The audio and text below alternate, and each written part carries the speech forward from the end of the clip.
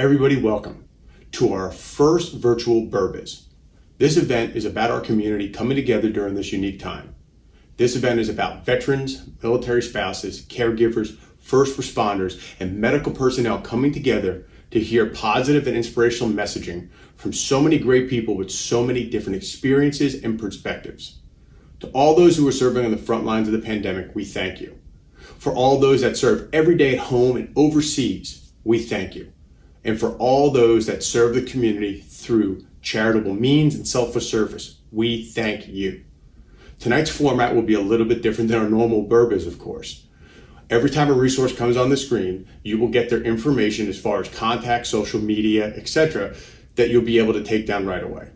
In addition, on May 1st, we will email all this information to every attendee as well. Tonight is about learning and listening, and most of all, being inspired. Tonight is to remember that you are not alone, that we are still defenders of this great country, and that we always take care of our own. Whether it's on the battlefield or now at home, we are here for each other. And even under quarantine, we are going to show that you can connect with each other through all these resources and virtually if you need to. So to start it off right tonight, I'm going to drink for the fallen. I want to drink for those that are fighting today and those that will fight tomorrow. So with that, salute.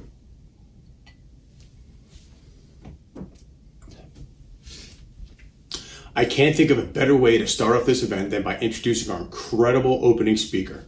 Gary Vaynerchuk, Gary V as most people probably know, is a serial entrepreneur and the chairman of VaynerX, a modern-day communications parent company. As well as the CEO and co-founder of VaynerMedia, Gary is currently the subject of Daily V, an online documentary series highlighting what it's like to be a CEO and the public figure in today's digital world, as well as the host of the Gary V audio experience, a top 100 global podcast, and host of #AskGaryV, a business and advice Q&A show which can be found on both YouTube and Facebook. Ladies and gentlemen, the 5-time New York Times best-selling author, Gary V. Hey everybody, it's Gary Vaynerchuk. First, thank you so much for having me. I'm just very honored. You know, I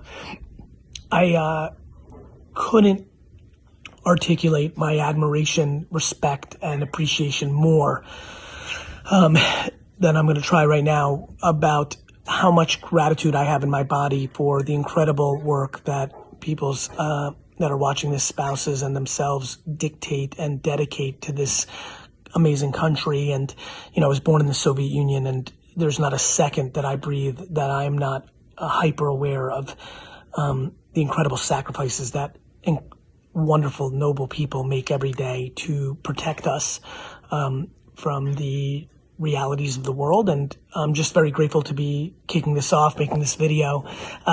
You know, really what I wanted to say in my couple minutes is thank you, thank you, thank you. Please know by anybody who's got any kind of awareness how appreciated you are. And two, please know, even during this difficult time of COVID, there is a remarkable amount of opportunity. We live in a world where the internet, this phone, I'm filming this phone with my parents' funny curtains back here, and I'm filming this video and all of you are going to watch this. You know, we live in a crazy technology world, a crazy communication world, a world where so much can be accomplished, literally with you and your phone, you and your laptop. And so I want to inspire the debate, not like rah-rah you and like, yeah, and then it goes away and you don't do anything about it. I want to inspire you to do the homework on what is TikTok, what is YouTube, what is Facebook, what is doing a podcast. All of this is at your fingertips at google.com. How do I start a podcast? Enter. I also want to inspire you to realize that content and putting out written word, audio, video is the gateway to opportunity and happiness. And then if you layer the things you know, whether that's to raise a family in a military family, whether that's around flowers or honey or being a runner or working out or wine or sports or double click into sports, the Texas Rangers, making content around your passion is unbelievably the quickest way to success, even though that takes 3-4 years. You know, quick in building something for yourself, a business, an opportunity takes time. But please share your opinions, your thoughts, your ideas. Now, what you've seen, especially in this political climate, is most people want to share judgment of others, attacking, negativity, dark, black. I want to go on white. You know, I want people to go towards optimism, opportunity, There's so much opportunity to talk about your hobbies and passion and then turning that into a business. So please use Google. Please use this little rant as a mind opener. The opportunity to create your world, your opportunity is extraordinary. And it's you deciding that you do know how to do social media. You deciding that you are secure enough to put out content and not worry about being judged on not looking good or not getting enough likes or why are you talking about the Beatles? That's stupid. That's not going to lead to anything. This is about being in yes culture versus no culture. I hope you find it and I hope I can be a help. I'm available all over the internet all the time. I'll see you soon. Thank you very much for having me. Enjoy.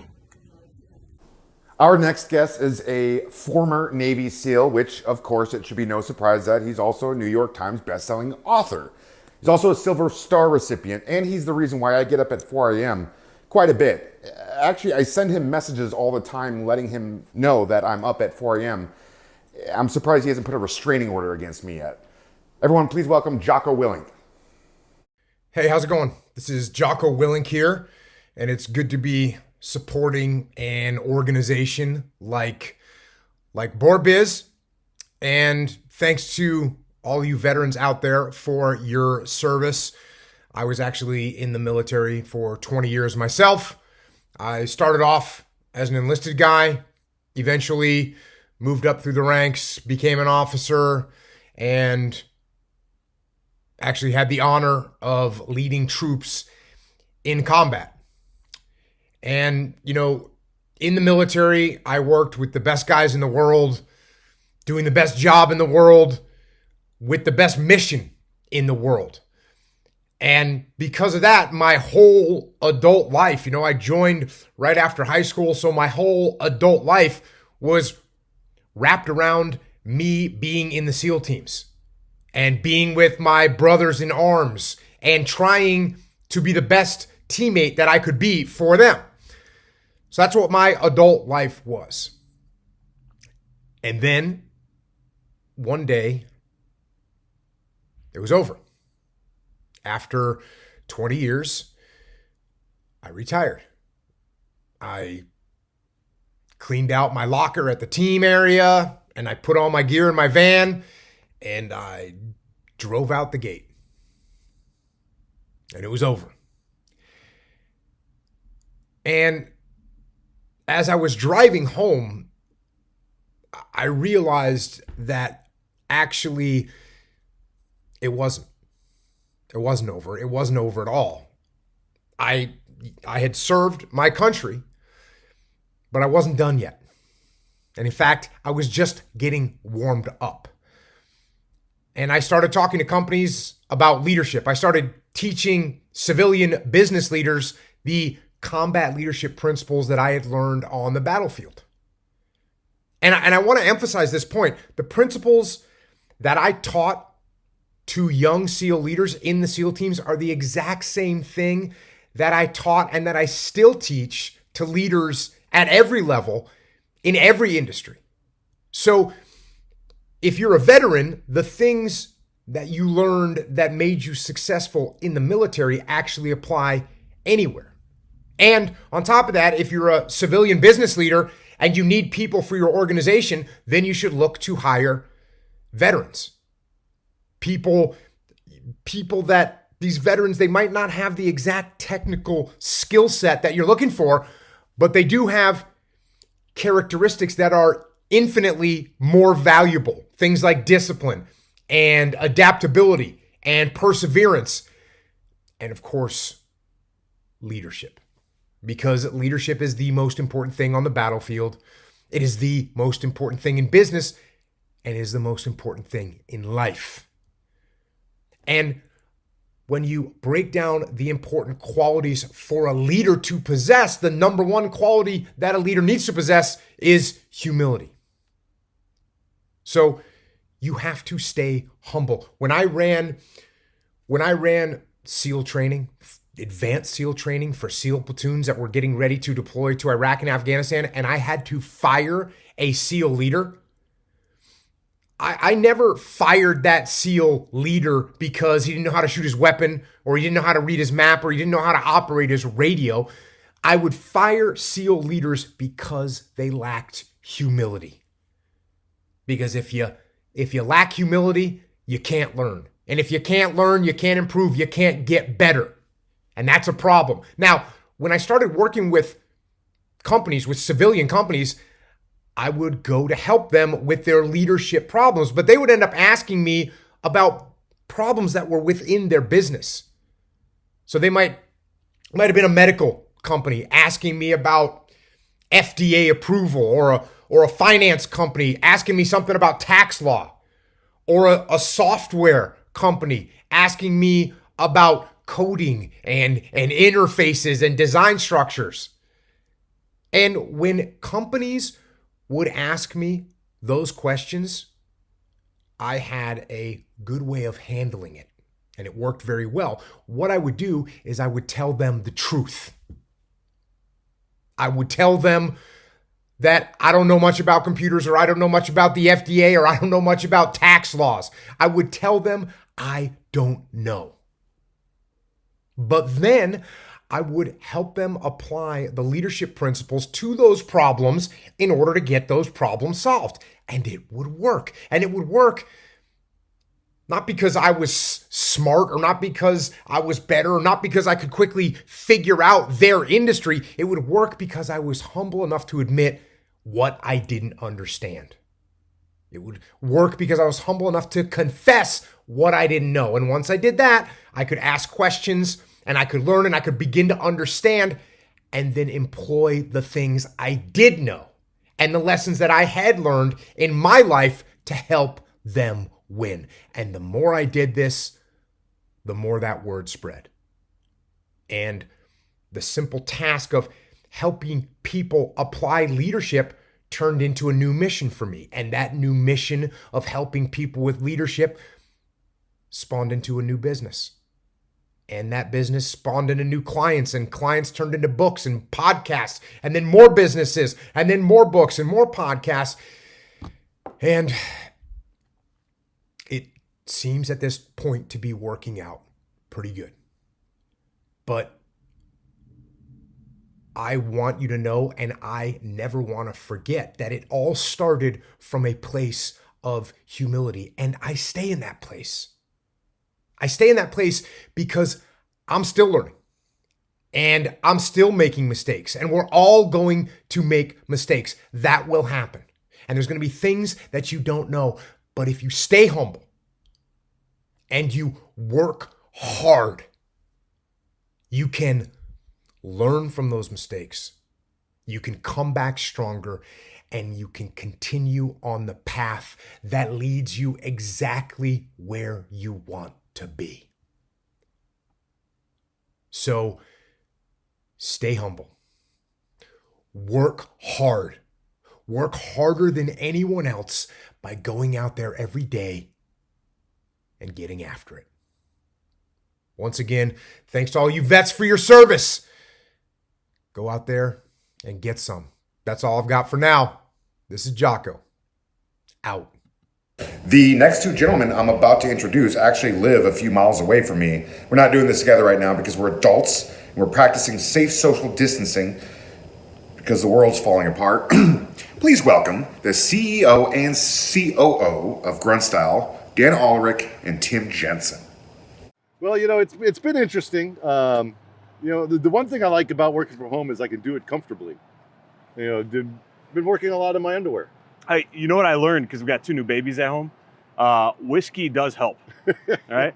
So you just take a couple swigs, and you can't hear them crying anymore. Yeah, indeed. I'm just kidding. Well, anyway, we want to welcome you guys to BourBiz. We're going to do this online. Virtual, baby.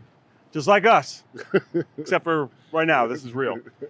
Anyway, we want to do our 4-toast salute with you. So if you are a United States military veteran, Army, Air Force, Marine Corps, even Coasties now, right? That's the thing, right?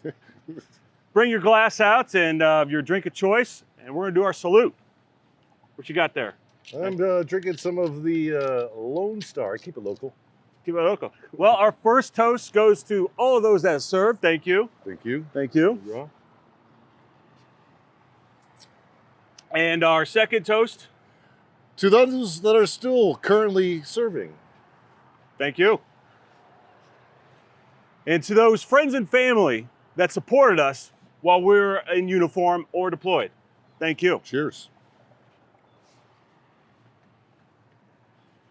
And to those that served that never made it home. Cheers. Here's to you. You know, I need a haircut, Dan. You want me to do it? And a beard trim. I cut my own hair. It would be like a barracks cut. I'm out. I'm I down. use the same razor. You get in the shower, you just, it's like a comb over with a razor. All right. Well, thanks for joining us, guys. We'll see you soon. Enjoy. Brian Stortz has done over 8 deployments in Iraq and Afghanistan in the United States Army and the United States Air Force. He's from Flags of Valor. Please welcome Brian Stortz. Thanks, Scott. Honored to be here, part of the BourBiz event. My name's Brian from Flags of Valor. I started the company 5 years ago. I served in the Army as an infantryman and then went on to college, and 9/11 happened, and I was pissed off like everyone else, so I wanted to serve again. Had an opportunity to get in the Air Force, got into Air Force Special Operations, deployed a bunch of times and got injured, and stumbled into woodworking and found it very therapeutic, creating every day, manufacturing with my hands, and found it good for the mind and the body. So my business partner and I, who served together, we started a company that believed in 3 things. It was real simple. Made in America still matters, hiring veterans, specifically combat vets, and giving back. 5 years ago, we launched the company. We've hired over 65 combat veterans. We are an American manufacturer. We have given back over $1 million to nonprofits and veteran service organizations. And we continue to, believe Made in America still matters, and we do that. So we're beyond a flag company. We're an American manufacturer. So it's just an honor to be able to be here today. We created one of our cool flags. It's the home front. It's hand carved. Christian over here is finishing it off. The lucky recipient of this flag is Brian Radliff. So Brian, we hope you enjoy what we've created. Christian served in the Navy, TJ's in the Army, and Victor was also in the Navy. And we are happy to do this. We are impacted by Corona as well, and we're doing what we can. So we've created small kits that kids can make at home to continue being creative. We couldn't make PPE, we couldn't make masks, and we couldn't make hand sanitizer. What else could we do? So that's what we're doing. I want to work with everyone in this room, so hit us up, hit me up, brian@flagsofvalor.com. Get in touch with us. We appreciate everyone's service, and we appreciate BourBiz. Thank you.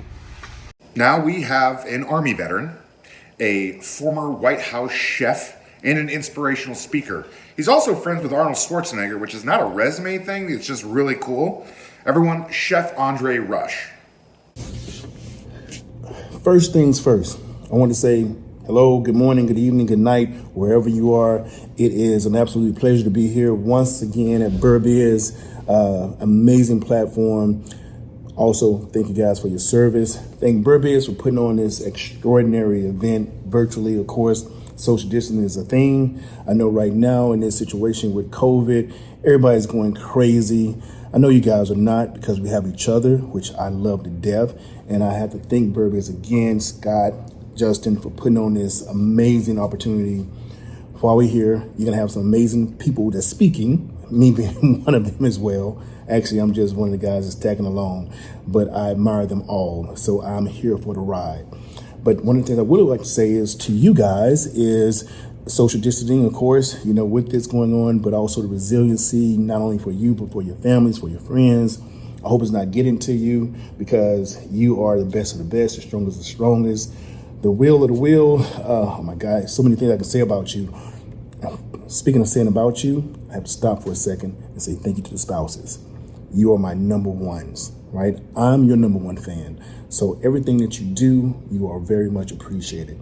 Caregivers, resources, outlets, thank you all. Military members, thank you all for everything that you do.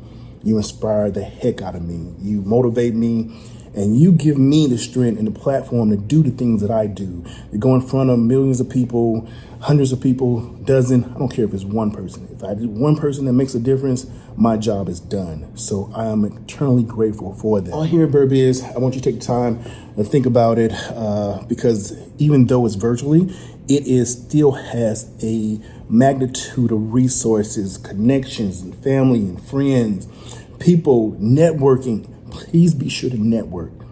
Here is no different. You have a wealth of knowledge, a wealth of all these things that you need to understand. If you know me, I'm all about entrepreneurship. I'm all about development, self-care, awareness, mental health. Even with doing 2,222 push-ups a day, it's not enough. And by the way, it doesn't matter who I'm doing it for. It could be cancer, suicide awareness, prevention, kids, ALS, doesn't matter. I'm doing them for someone that may need me, same way they may need you. So we're all on the same platform and we do the exact same thing, but we're doing it together. So with that, I am extremely grateful. Now, one thing I do need you guys to do is to do a favor for me. So while you have this time to sit back and think, you're sitting here for the last, 6 weeks, I think it's been, 7 weeks, 8 weeks. I don't know. I don't care, because that's not my problem to worry about the here and now, and think about it. What am I going to get, and what am I going to take? What's my take from it if I just complain?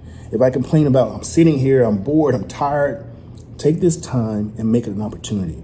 Take this time for self-care, self-development, awareness, family. You got your kids, you got your spouses, you have school. Start a business. It takes 2 minutes to start an LLC. Do something that you've probably done a million times and look at it differently and make it into something that's your worth, your value. Don't complain about everything that's going on, and please don't worry about your neighbor. And I know none of you guys do, otherwise you wouldn't be here. But I'm just saying this because somebody may need to hear it. Now, my whole thing is about mental health. I know about mental health. Me personally, I've been in some pretty bad places. But it was even more important to me to let people understand why I've been in bad places. Not even why, but that I've been in bad places, and those bad places didn't overrule me, right? I've done bad things. We've all done bad things. We've seen bad things, and we're going to see bad things. And I talk about positive, and we talk about positivity and negativity. Here's the deal. Always going to be positivity and negativity. Positivity, I'm going to feed off of. Negativity, I'm going to feed off 200 times more. Always. There's always going to be negativity around, but you're the person who needs to turn it around. Going into that part is about self-worth, about belonging, self-care, intestinal fortitude, the things that we do organically, the things that we do in the military, outside the military. Doesn't matter who you are, don't matter where you came from, what service, which branch, we're all one unit. We are together on this. So from me to you, I'm extremely grateful to have this opportunity to talk to you guys, even if it's for a moment. But I know I will be at the next BourBiz. I don't care where it is or what I'm doing. Literally, I will be there because I owe you, each and every last one of you, a virtual hug, a handshake, something, a pound, a salute, or whatever. I don't know. And besides, you know me, I like to do push-ups. I've challenged everyone in push-ups everywhere I go. So you can win one of my gold-filled coins that everybody loses on. I'm proud of that. But it's not win or lose. It's as long as you drop, we're good to go. And do it for someone. So, again, I'm Chef Rush. If I didn't say that already, it's a pleasure and honor to be here at BourBiz. Thank BourBiz and that incredible team, Scott, Justin, all the guys. You are very much appreciated. Thank you for being a resource. Thank you for putting this thing together. Thank you for your service. Everyone, you know where to find me. I am always here all the time, and I 100% mean that. It is an absolute pleasure. I will see each and every last one of you soon. You are your biggest worth. Trust me when I say that. I know that because I am that. I'll see you soon. Next up at the plate, we have the CEO of Bottle Breacher. He was also a veteran Navy SEAL and a veteran of Shark Tank. We made out once in Vegas, sober. Everyone, Eli Crane. All right, hey guys, my name is Eli Crane and I'm the founder and CEO of Bottle Breacher. I'm also a former Navy SEAL and a brand ambassador at Sig Sauer Firearms. All right, so that's a little bit about me, but I'm hoping today to give you guys a little bit of a positive and uplifting message about the times that we find ourselves in today. All right. You know, I find that mindset is often the key and the foundation for everything that we go through. And I've probably got more failures under my belt than most of you out there. First time I tried to become a SEAL, didn't become a SEAL. I almost failed out of high school multiple times. I was fired from multiple jobs to include Baskin Robbins and Dairy Queen in the same year. Okay. Then I went on to finally become a SEAL, and then I got out and I tried to start a business. First time I applied for Shark Tank, I didn't hear anything back. The first investor I sat down with didn't want anything to do with our business. And that's just a small list of some of the epic failures that I've had in my life. But you know what? I'm grateful for every single one of them because they've taught me so much. And I found oftentimes in life that it's the storms and the adversity that we walk through that teaches us the most. That's where the most opportunity for personal growth is. And so I wouldn't have said this as a younger man, but as I get older and just a little bit wiser, I realize that there's so much opportunity even in this difficult time. My business right now is shut down for 30 days. But you know what? I'm not going to worry about that because that's out of my control. What I am going to worry about is the things I can control. I have time right now to try and be a better dad. I have more time right now to try and be a better husband. I have time right now to focus on things that I always put off, like some physical health issues and some medical appointments that I should have gone 2 years ago that I never did because I never made time for it. So I'm not going to focus on those things I can't control. I'm going to focus on what I can do with this situation right now. The last thing I want to leave you guys with is one of my favorite scripture verses because I feel it's very pertinent to today. It's James 1:2. All right.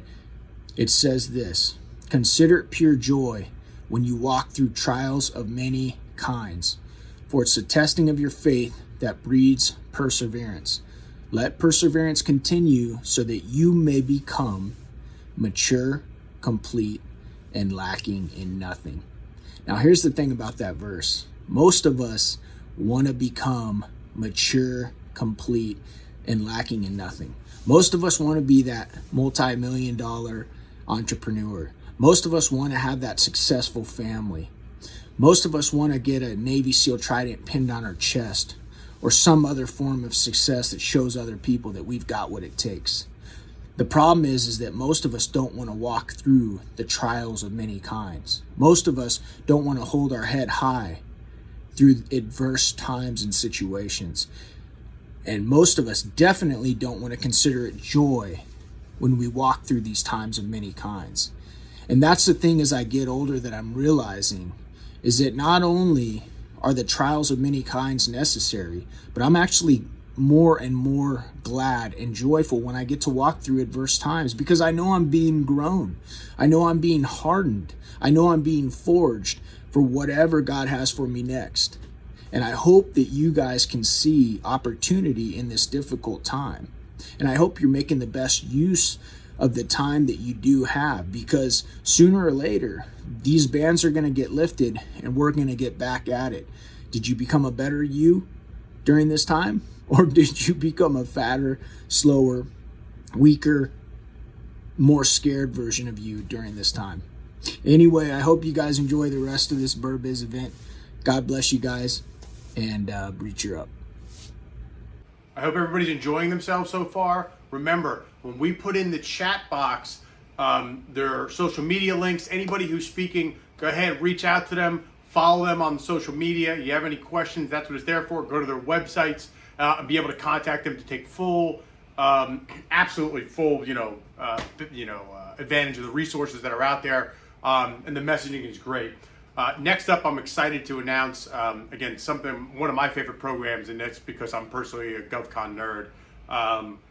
Government Matters. Francis Rose from ABC. We're excited to have him here today. He's going to go ahead and talk about all the great resources. If you're a government contractor, if you want to be in government contracting, if you're a federal employee, all the things that program brings, right, from ABC. I think it's one of the best, if not the best out there, but the resources on their website, the things you can just go learn, especially during this time where you can be at home on your phone, listen to the podcasts, it will catch you up to everything that you need to know about the world of GovCon.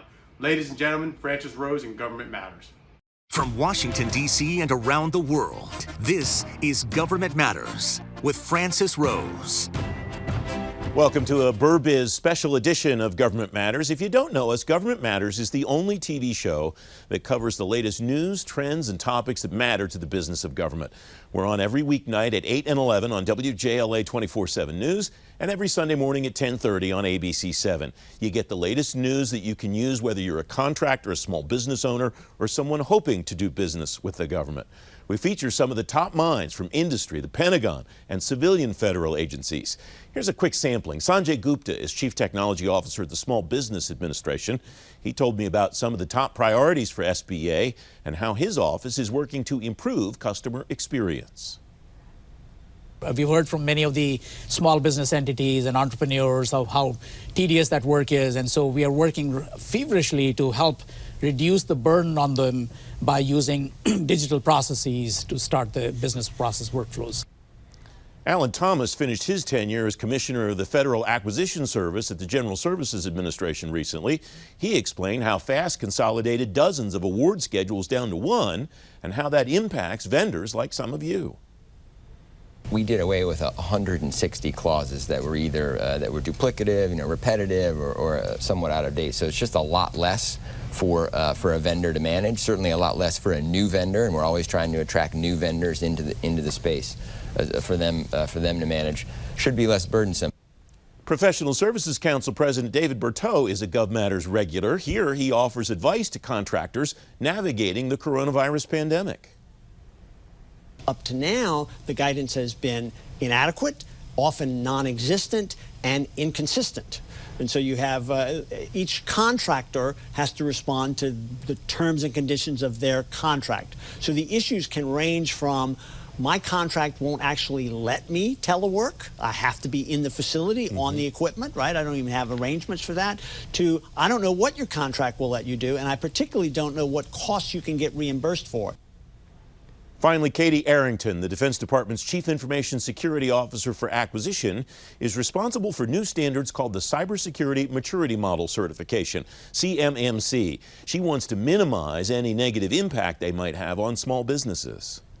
I came from small business. The whole purpose of the CMMC was making a unified standard so that we could lower the barrier for entry for those non-traditionals and small businesses that may have never done or thought that they wanted to do work with the government before.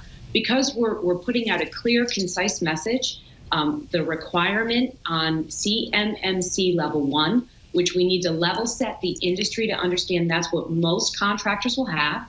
There's 17 no-cost controls to implement. There's simple things like updating your passwords and making sure that you have something to remind yourself to do that. And the fact that we're willing to pay for that making security an allowable cost, that the minimal amount of money that will be required, under $3,000 is what we're focusing on for CMMC level 1. If you want to play catch-up, our website features all of these and many other conversations in their entirety. You can see them all at govmatters.tv. You can also sign up for our daily program guide. You just text GovMatters to the number 22828. Government Matters is available as an audio podcast, too. You can get it on Spotify, Google Play, SoundCloud, or just ask your digital assistant to play the Government Matters podcast. Or, of course, we're on TV, Government Matters, Sunday mornings at 10:30 on ABC 7 and weeknights at 8 and 11 on WJLA 24/7 News. Enjoy the rest of BourBiz. I'm Francis Rose.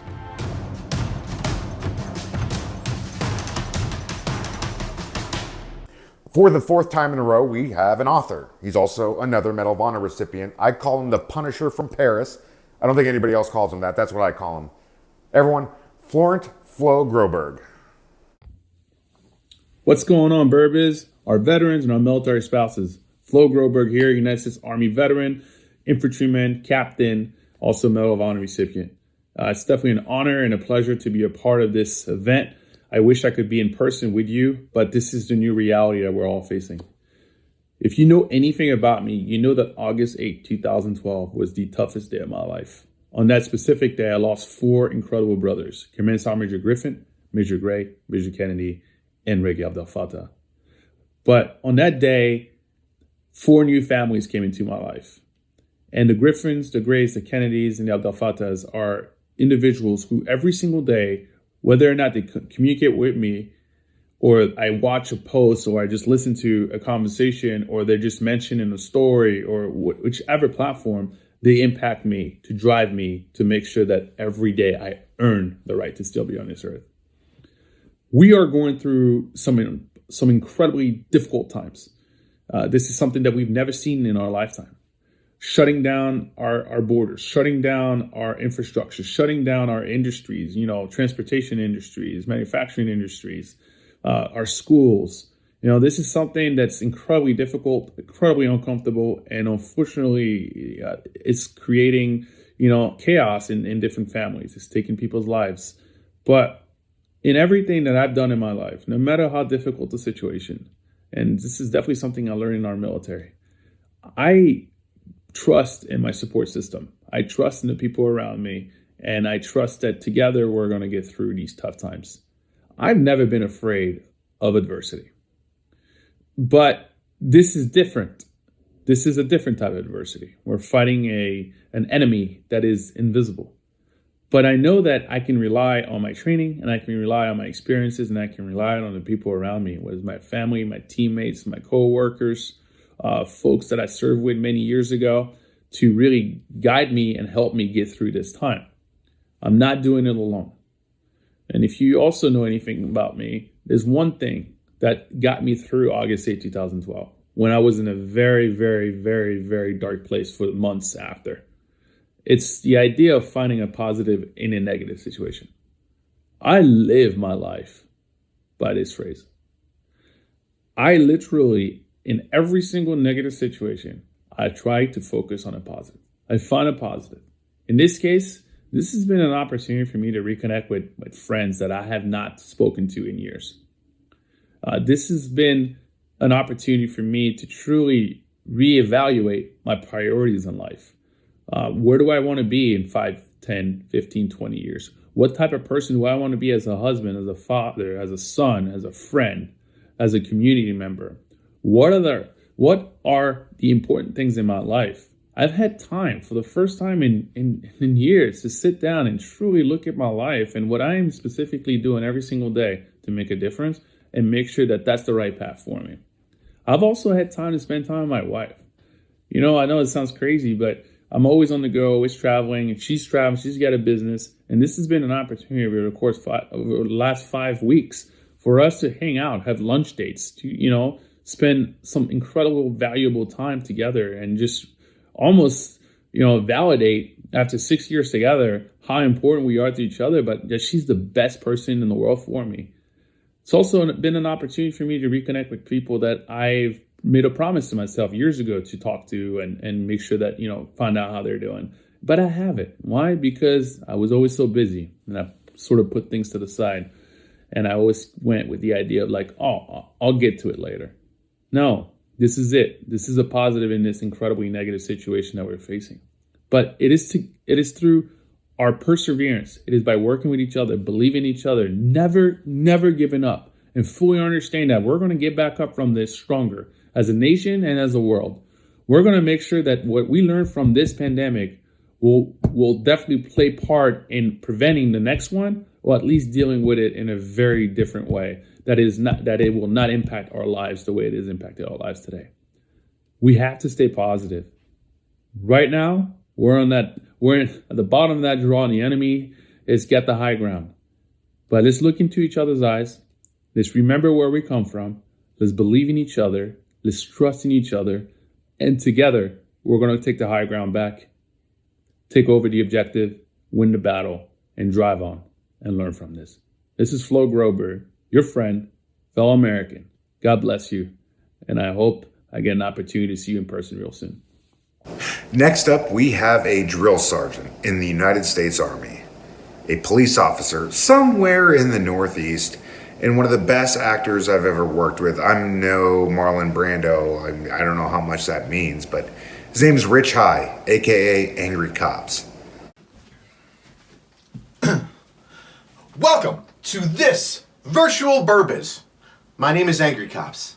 You can tell because it's on my shirt. Now we both won't forget.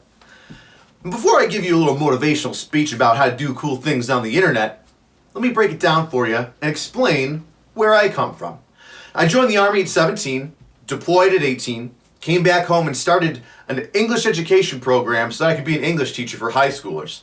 I then got deployed again at 20, came back home, and that's when I started to do stand-up comedy, my first relationship with comedy.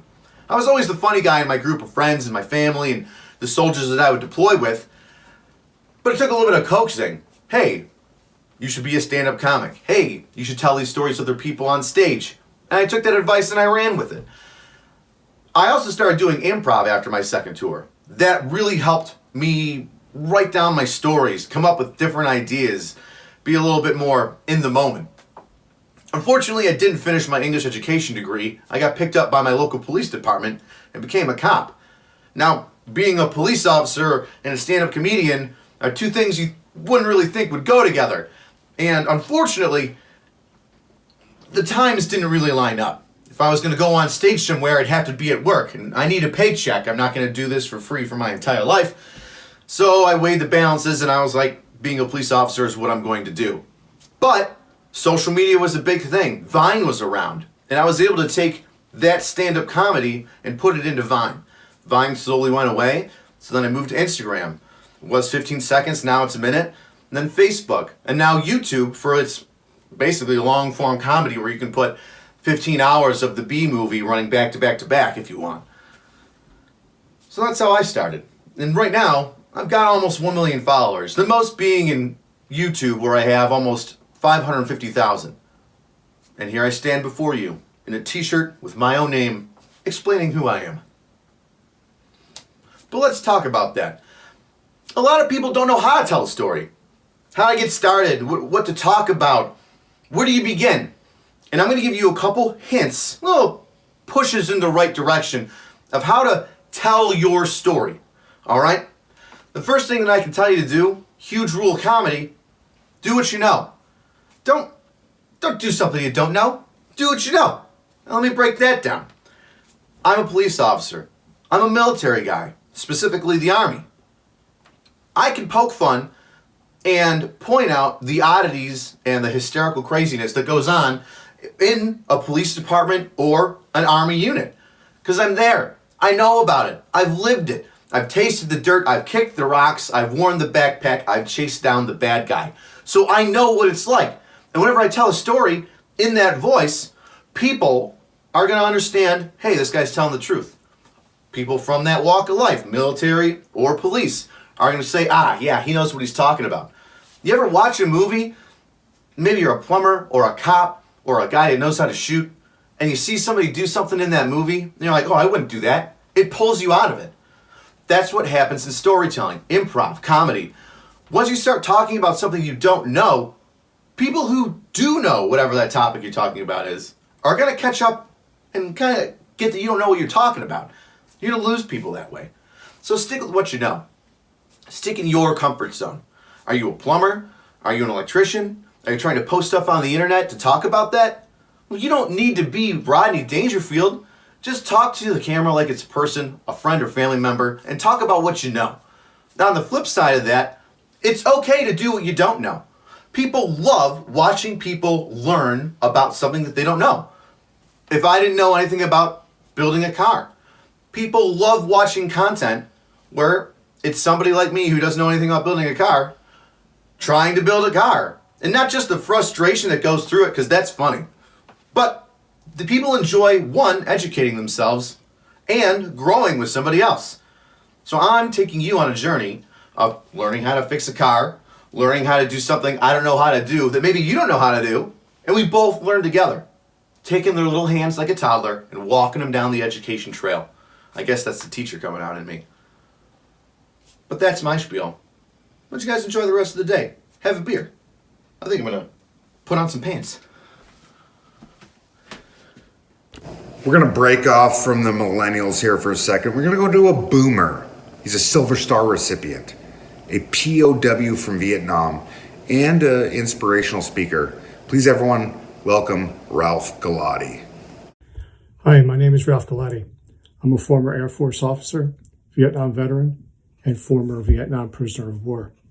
My message today will be sourced from a combination of my POW and military experiences, as well as 30 years in high-tech business sector and 30 years as a university professor.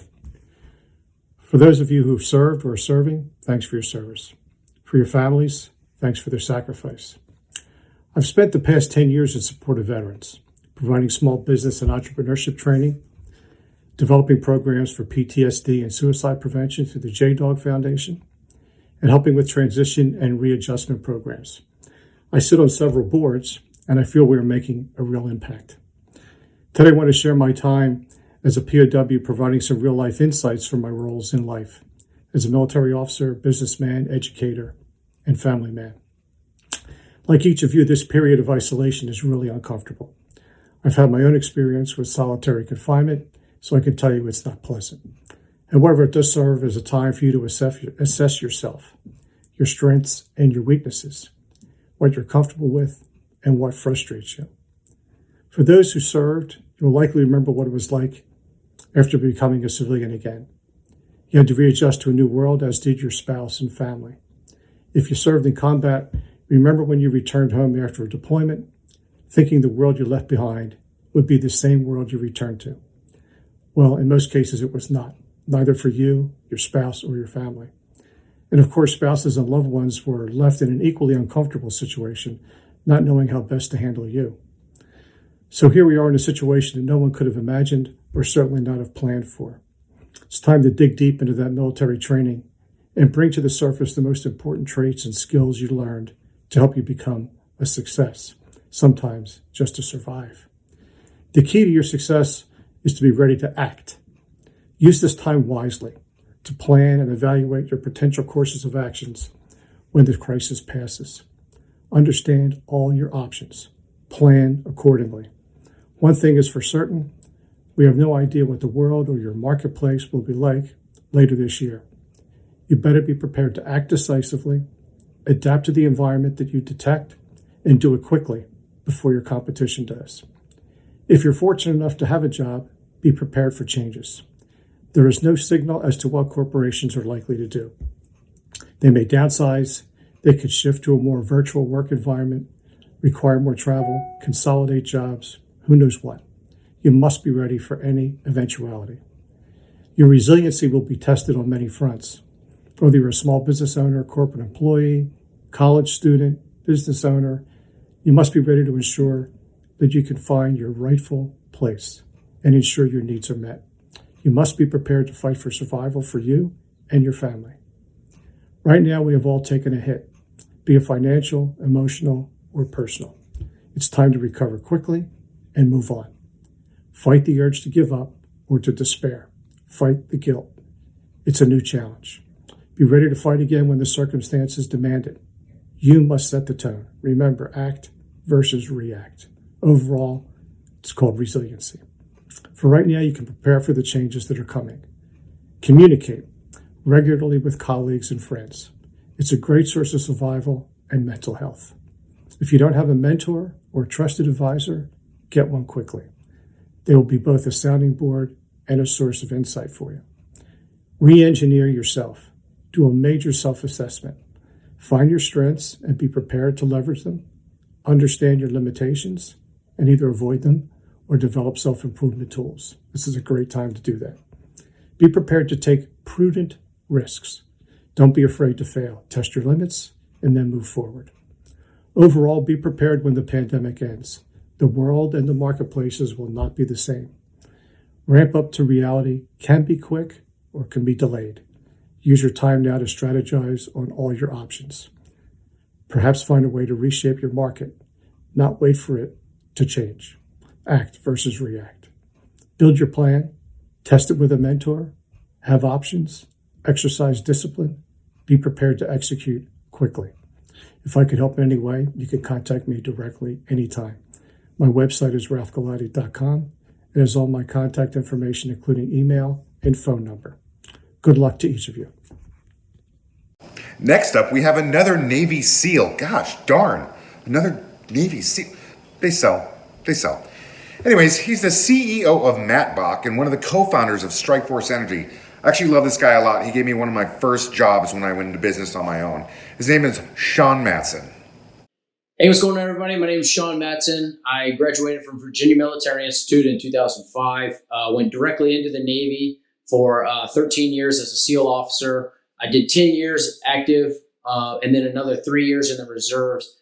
And then during my time as active duty, I actually started working on a company that we own called Mapbach, where we develop and innovate technologies and products and bring them to the market with my business partner, Zach Steinbach. And we started that in 2010. But even before that, we were starting to work on some projects to try to get to the military and really just didn't really understand how to do that. So we started kind of figuring out, finding mentors around us to help us. And then they helped guided us to where we were able to start the company in 2010. And then we took that and we've grown it from 2010 till now. We've brought over 100 products to the market, everything from innovative night vision goggle accessories that go on the end of your goggles that allow you to see autofocus, where you can see something at 18 inches and then you can look out and see everything out to infinity, to our medical devices and medical litters that we have. So we have a very wide range of products, and we're looking for those products that change paradigms. And what I want to get into today, though, is talking about right now is the best time to start a business. And really, you got to understand that there's really never a perfect time to start a business, but I would argue that right now is a really great time to start a business. And the fact is because, and I would argue it's better than 2 months ago. So the reason I'm going to say that is because right now more people are looking for opportunities, and you look all around, there are opportunities to start a business. So why don't you give them a reason to look for you and show them that you've provided a solution to maybe a current problem that they have. So there's an opportunity. So more people are looking for these opportunities, right? Digital ads right now are on fire. And if you don't understand exactly what I'm talking about, there are millions of hours of Facebook ads, Instagram ads, and everything else like that you could, tutorials that you could go find on YouTube. It's going to take a little bit of work on your part to do this, but you will be able to absolutely crush social media ads right now. And buys are cheaper. People are in front of devices all day, their computers, they're not traveling around. And the third thing is you literally have no excuses. There's no sports on TV. Watching news is depressing. And every hour that you spend watching Tiger King is an hour that you're losing not being able to start your company. So you're just wasting time doing this. I mean, think of all the time that you were spent, 2 months ago traveling to baseball games or soccer games or practice or all these things that are no longer in your schedule right now. So why not get hyper-focused on starting that business because you had no excuses not to? Lastly, this is the most important thing to talk about, right? Everyone else is trying to survive. You could get out there and you could start going out and absolutely dominating the field so that when everything lifts off, you're going 200 miles an hour while everyone else is just figuring out how to start putting their foot back on the gas pedal. So get out there, start a business. All right, recap. Here you go, right? 4 things. People are looking for the opportunities. Go give them one. Digital ads. You can absolutely crush digital ads right now. You literally have no excuses. And the 4th thing right now, while everyone else is out there trying to survive, you could get out there and thrive and go crush it. So again, my name is Sean Matson. If you have anything for me, reach out to me on social media. I'm at Sean.Matson on all the platforms, and look forward to connecting with you. Next, we have Herb Thompson. He was a Green Beret and Army drill sergeant. Plus, he's a military transition expert. Herb, after you. Hey, how you doing? I'm Herb Thompson, a retired Green Beret from 5th Special Forces Group. Also, while I was in the Army, I won the Drill Sergeant of the Year in 2008, so got to wear a couple cool headgears. That and $2 will get you a cheap cup of coffee. That's about it. But no, seriously, I was the only person ever to do that in the Army, and I was privileged to do that because both of them were my dreams, was to be a drill sergeant and be a Green Beret. And now I'm a management consultant. I do a Cornell Executive MBA program, and I wrote the book, The Transition Mission, to help others transition out of the military because it's not an easy process. And when I was talking to Scott about doing this video, I kind of had to think, what was I going to talk about? And a lot of times we'll talk about some combat stories, but I think, with COVID going on, that's not combat. It's just uncertainty. And how are you going to push through it? And made me think of when actually I went to Special Forces selection. So you go down to Fort Bragg, North Carolina, they take you out in the woods. You go through a bunch of things. They never tell you how well you're doing. They never, you're doing good or bad, just, hey, candidate, go. So we're doing land navigation. You wear a 75-pound pack on your back, and you just go walk. And you go to the next point, and there's a point sitter there. They check off your piece of paper, and then you keep going on to the next point. First day, I just missed getting all my points, so I had to go back out the second day with a majority of people and do it again. And I started in the morning, and it was 27 degrees in December, and we had to go through water at my start, and water was up between waist and nipples. So you strip down naked, put all your stuff in your ruck, hold it over your head, and walk through this thing for about 100 yards, about the length of a football field, going in and out of the water. Get over there, get the clothes on, hurry up to get warmed up and then get moving, because now, hey, we got to stay warm, right? So keep doing that. I'm walking, going to my point. I got a long ways to go. It's probably about 12 kilometers. And I bust through a draw, so just real thick stuff that just grabs onto you. And I'm making sure I have my map. It's in a little case. It's tied to me. And then I come out of the draw. I'm like, okay, good. I got my map. And I start walking through a field. And I'm walking for a while. And I was like, well, I need to do a map check. And I look down. I don't have my map. The string that was tied to it is still there. The little piece that it was tied to from the map case holder was still there. But no map. No grade sheet. No nothing. So now I'm sitting here going, what am I going to do? And my mindset going into Special Forces selection was they're going to put me in a body bag, or I'm going to get selected to go on to training. So I took about a half hour. I looked all around for the map, and I just couldn't find it. And I sat down, took off my ruck, sat on, and, had a pity party for a second. And after about a minute or two, there's that come to Jesus moment of, hey, no, I'm going to keep going. I'm going to make it to my point. Yes, I don't have a map, so I have to go off of memory of where I'm going. I don't have a grade sheet. I'll figure that out when I get there, but I'm going to make it. So I start walking, and I make it there. A couple hours later, I make it to the point, walk up to the old point sitter sitting there, and he said, okay, candidate, give me your roster number, give me your paper. And I said, I don't have it. He's like, well, where is it? I was like, I don't know, I lost it. He's like, how'd you get here? I was like, I don't know, I lost it about 10, 12 kilometers ago, so I just made it here. And he was so impressed that I had made it there and just kept going. They said, hey, I don't have a map. I would give you a map. But what I do have is another grade sheet. Here, write your name on it, write your roster number on it, and then I will go ahead and just, say you made it to this point. He's like, how many points did you get yesterday? And I told him, and he's like, okay, you're going to be good. You're fine. You don't worry. Go find some place to sit down. So I went, went in the woods, sat down, and I was like, well, I think I might be able to get to the second point. So I just started walking, and I walked to the second point, and I got to the second point, and then, it was over at that point. That's all I got for that day, but it was enough to get through for selection. And the whole point is I could have stopped, but there was only one thing stopping me. It would have been myself. I had to drive through it. Yes, it was a tough situation. There was a lot of uncertainty, but once I believed in myself, and every step I took, I believed more in myself that I was going to make it. And, I ended up making it, and fortunately made it through the rest of selection, made it through all of training, and then got to serve a career, deploying multiple countries in the Middle East, doing our work on behalf of our nation. So I was privileged. And now I'm out here dealing with this just like everybody else, uncertainty. But I'm keep driving forward, keeping a positive attitude. I hope you all can do the same. Look forward to seeing you down the road. We're going to switch things up a little bit right now. We've had a lot of military veterans so far, and there's nothing wrong with it, but we need a little more occupational diversity.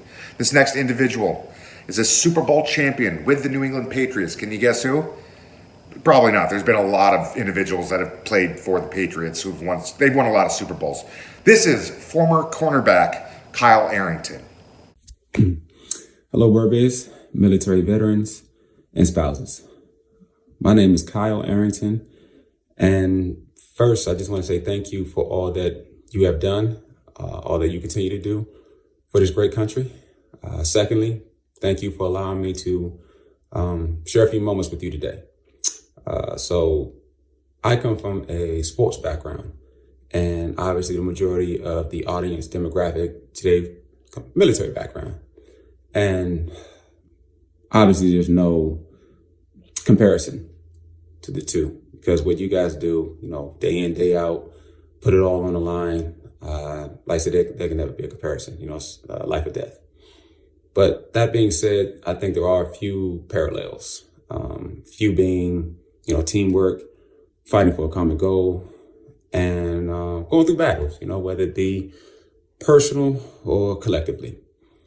And so, which kind of takes me into just a brief glimpse of my journey that I had to go through in regarding defeating the odds and dealing with one of my personal battles. So I guess all started coming right out of school, small school, Hofstra University, D1 AA at the time. Nothing much was not expected of me. And going into my rookie season in the NFL, you got pretty much just people trying to fill their rosters out. It's almost like, you're cannon fodder at that point. But I didn't let that deter me. I climbed up the ranks. The coaches kept a production chart so you could keep track of who, had the most interceptions, PBUs, et cetera. And so I stayed at the top of the charts from the moment I walked into that locker room. So all the way through minicamp, all the way into training camp. But then, for whatever reason, something just did not carry over into the exhibition games when the bullets were real, if you will. And stage fright or mental block, I didn't know what it was. And so ultimately, when you're a guy like that in my position, you don't have much room for error. So it didn't work out there, but I was still fortunate enough to have the opportunity to go to Tampa Bay right afterwards. But it's crazy because it's pretty much the same script all throughout the rest of that season, all the way into the following mini camp, training camp, most productive guy. But then, once again, exhibition rolls around, and it's just like I said, just wouldn't materialize for me still in terms of production and standing out. And at that point, it was definitely just, I figured it was a mental block.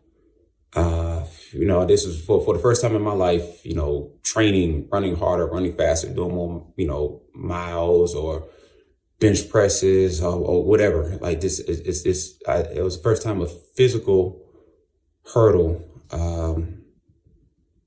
It wasn't a physical hurdle to get over. It was a mental. And I thought, it was pretty much over at that time. Small school kid, undrafted free agent. I mean, I had 2 bites at the apple. Don't expect a third, but yeah, it's funny. Sometimes maybe it's just timing as well that helps us in terms of with our circumstances. So lo and behold, New England gives me a call to come up and work out for them. And so I'm thinking to myself, like, a place like New England where, the 20 years of their resume pretty much speaks for itself. So not only is it a physically demanding place, but it's one of the most mentally demanding places. And like I said, that mental hurdle has been my Achilles heel up to this point. But, I just kind of put my faith into it, prayed, and went in there with a clear conscience, thinking to myself, just put it all on the line and no regrets. So fast forward, leading, once I got my opportunity in the season, I ended up leading team and special teams tackles, which I went on to lead the league in interceptions in 2011. Went to 2 Super Bowls during my career, won 1, and the rest is history. 10-year career. Played for a decade. And I know I'm starting to run over time here. So I guess with all that being said, the best thing I would love for you to take away here is an expression I always like to use, which goes, the same hammer that shatters glass forges steel. And whether it's life or whether it's yourself, being that hammer, you have to find a way to get up, go through that baptism by fire, and come out stronger on the other side. I appreciate it. Thank you once again, BourBiz. stay healthy, stay safe. From Soldier for Life and Military Transition, please welcome Lieutenant Colonel, I don't know if she's retired or still active duty, but Lieutenant Colonel Olivia Nunn. Hi everybody, I'm Lieutenant Colonel Olivia Nunn, and I serve as the Director of Communication for U.S. Army Soldier for Life. What is Soldier for Life? For those of you guys that don't know, and you haven't had the opportunity to meet us, and we look forward to meeting you at the next event where we're not tied down at home because of COVID-19, Soldier for Life is an outreach program on behalf of the United States Army, where we go find opportunities that matter to our Army family members, our Army veterans, as well as our Army soldiers. And those opportunities exist in the way of employment, education, and health and wellness resources. And we share all of these good pieces of information consistently on our social media platforms. You can find us on LinkedIn, Facebook, Twitter, Instagram, and maybe you're a video lover. We even have a YouTube channel. Maybe social media isn't for you, and you'd rather listen to those nuggets of information. You can find us on Google Play, iTunes, and Spotify in the way of the Soldier for Life podcast. Every single Sunday, we bring to you about a 20-minute segment on good pieces of information that matter to our military community. Everything from how to meditate to maximizing your VA home ownership, or what is the GI Bill and all of the benefits that you could take away from that, and organizations that give scholarships to those that are leaving the service and want to better themselves at an institution of higher learning. Those are just a few of the topics that we've talked about. So I highly encourage that you check us out on social media as well as our podcast series. What's really important, and what I really want you to take away from this, is that we are constantly here to serve our military community. So we want to know what matters to you. And if we haven't talked about the topic that you want to hear, make sure you send us a message. And I look forward to the time that in which we can actually have a handshake, share a cup of coffee, and be able to talk to you about the things that matter to you. And what I encourage you to do is consistently network. And there's so many good pieces of information that has been given on our social media platforms that talk about networking. And there's a lot of experts out there that talk about that. So take the opportunity, like this digital virtual BourBiz, to get to know our military community and the resources that are out there. Times may be tough right now, but we know that we can always lean in on our resources, our military community, and I hope you know that Soldier for Life is here to help you. So if you need any more pieces of information, be sure to check us out not only on our social media platforms, but check out our website, soldierforlife.army.mil. Again, thanks for everything that you guys do. I hope you have a great virtual time and look forward to seeing you at another BourBiz event. Thanks for everything that you guys do. Once a soldier, always a soldier. Soldier for life. Now we have an inspirational speaker, a TED Talk speaker, a Purple Heart recipient, and one of the co-founders of BourBiz.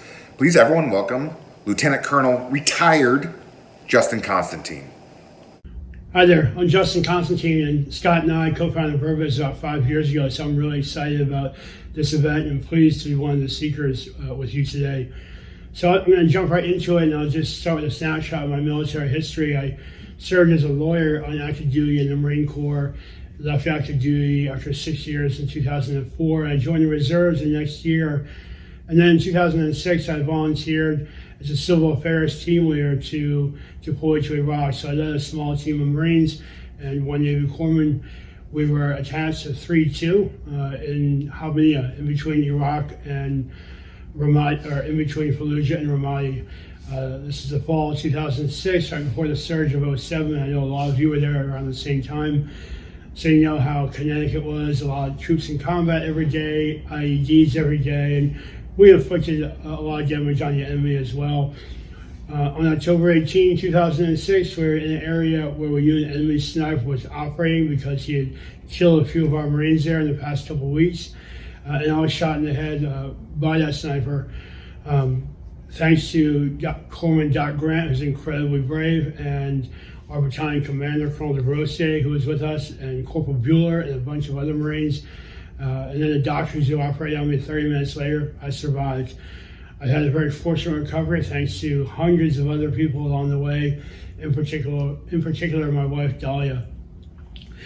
But fast forward 13 years. Now I learned a lot of lessons during that, from that, but now I'm facing what I would say is a more severe situation. And so I'm talking about, I'm talking to you from a very personal level, say, although what I'm talking about can apply to business is about personal motivation. And in January of this year, I was diagnosed with a very serious medical condition, one where we don't have a lot of answers right now. We don't really know the timelines, but there's a lot that I can do and Dahlia and I can do together to influence the outcome. And that's what we're focusing on. We've done a lot of research around, and there have been studies around thousands of people who had complete remission from cancer and other serious diagnoses. And they boiled it down to about 10 factors they all had in common, which I'm very briefly going to hit the highlights of today, and we can talk later offline if you want. But really, I'm focusing on now, based on that, on the physical side, on diet and supplements and exercise. And so I have almost complete plant-based diet now. I had to cut out sugar and soda and alcohol and white flour and almost all meat, so very vegetarian diet. But I have lost 25 pounds in a couple of months, and so things are really trending well there. All my numbers are going in the right direction, but also taking a lot of supplements, natural supplements, and prescribed medication as well. And then I work out 6 days a week. Scott brought me some dumbbells. John Langford gave me a TRX home system. And I also use a lot of online videos. So there's there are a lot of resources available to us in the face of the pandemic. But really a big part of it is mental. And so I focus a lot on meditation, and then also focus on positivity and trusting my intuition, because there's still lots of decisions I need to make on a daily basis, just like you do, and our bodies know what's best. In fact, our bodies are designed to heal. Our bodies are designed to do better. Imagine if you cut your hand accidentally, it heals itself, or you sprain your ankle, or you catch a cold. Your body is designed to heal itself. This goes down to the genetic and cellular level, and you can control these to a certain degree. A lot of that is influenced by your mindset and your positivity and imagining success. Imagining what that looks like. Think about a sniper who practices on the rifle range every day and thinks about in his downtime what it takes every step of the way. Or Tiger Woods imagining every shot going perfectly, that type of muscle memory, but picturing positive results and feeling the results on an emotional level, connecting with that. So your body associates happiness and good feelings with your success. So every day, the first 2 hours of my day, I don't start by working. I have a routine. The same thing every day, where I have meditation from 10 minutes to 45 minutes, and then a good exercise workout. I read about this material, take a quick shower, and then have a great healthy breakfast, and then start my day. My day's already planned out from the night before, so it's very de-stressed. I'm not worried about what I'm doing next. And then I have a hard shutdown at 6:30, and don't let that bleed over into my private time. So you can take it from me. That way I have a couple more hours at night to focus on spending time with Dahlia and just relaxing. You can overcome whatever obstacle you're facing. I have stage 4 cancer right now. I'm applying everything I've talked about to you today, and I'm already seeing the results. I'm embracing a positive mindset. I'm picturing the future of remission and a cancer-free, very happy lifestyle. You can apply these tips to whatever challenge you're facing. Michael Quinn is a retired Army Sergeant Major and a 2-time top voice on LinkedIn. I don't know what that means. I'm still on MySpace, but I'm sure it's prestigious. For military transition, please welcome Mr. Quinn. Hi, BourBiz, military veterans, and active duty military spouses. My name is Tim Cochran, and I'm here today to tell you about American Corporate Partners. What's American Corporate Partners? Well, it could be the #1 catalyst for you finding the next great career, right? It is a mentoring program, a one-on-one mentoring program where we provide you with, at no cost, Nobody's ever going to ask you for a dime. Somebody from one of over 85 Fortune 500 companies to help work with you as you transition out of the military, or you may already be out and you're looking for somebody to help guide you. Maybe you're looking to make a lateral move, or you're just looking to do a better job at where you're at.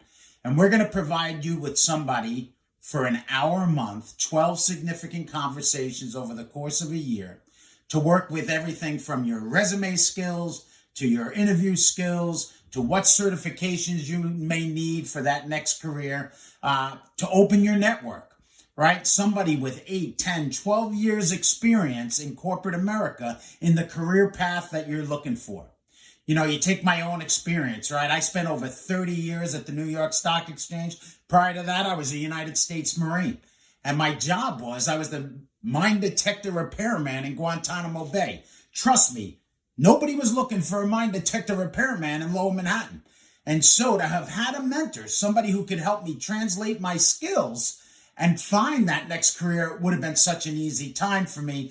And I wouldn't have been on the 20 interviews that I had no business being on. So what I want you to do is to sign up today for American Corporate Partners. It's somebody who's going to be there to help guide the entire process, who's always going to be there and mentor you and help you make the right decisions. They're going to be there to tell you which career you should really be looking at.